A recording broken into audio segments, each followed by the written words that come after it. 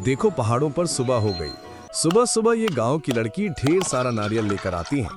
अब उनको एक एक कर फोड़कर उनका पानी अलग निकाल लेती हैं। उसके अंदर रहता है एक फ्रेश सफेद दूध सा मोटा गूदा, जिसे देख मन ललचा जाए। अब घुमावदार टूल से उन सबको उनके खोल से अलग कर लिया जाता है।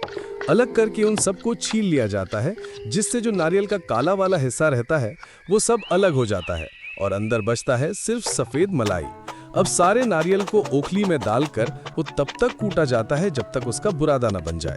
अब सारे बुरादों को निकालकर उसमें पानी मिलाया जाता है, फिर उसको चक्की में डालकर पीसा जाता है, जिससे वो सफेद दूध सा बन जाता है। अब सबको एक कपड़े की सहायता से छान लिया जाता है, जिससे जो वेस्ट हिस्सा रहता है वो अलग हो जाता है। अब उसे ढककर एक दिन के लिए छोड़ दिया जाता है। अगले दिन जो नारियल रहता है वो ऊपर जम जाता है, बाकी जो पानी रहता है वो नीचे हो जाता है, जिसको एक गांव की लड़की निकाल कर अलग कर लेती है। अब उसे इस बर्तन में डालकर पिघलाया जाता है। पिघलाकर उसे छान लिया जाता है, जिससे शुद्ध नारियल का तेल निकल जाता है। अब एक जार में कुछ पहाड़ी जड़ी बूटियां मिलाकर उसमें नारियल का तेल डालकर उसको ढक दिया जाता है।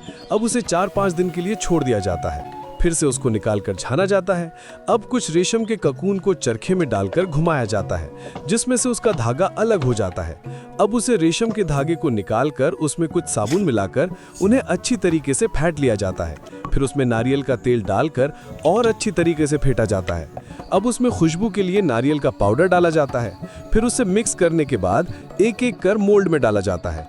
अगले दिन पहाड़ी नेचुरल साबुन बनकर तैयार हो जाता है, जो नहाने के लिए बिल्कुल परफेक्ट रहता है, जिससे उनकी खूबसूरती बनी रहती है।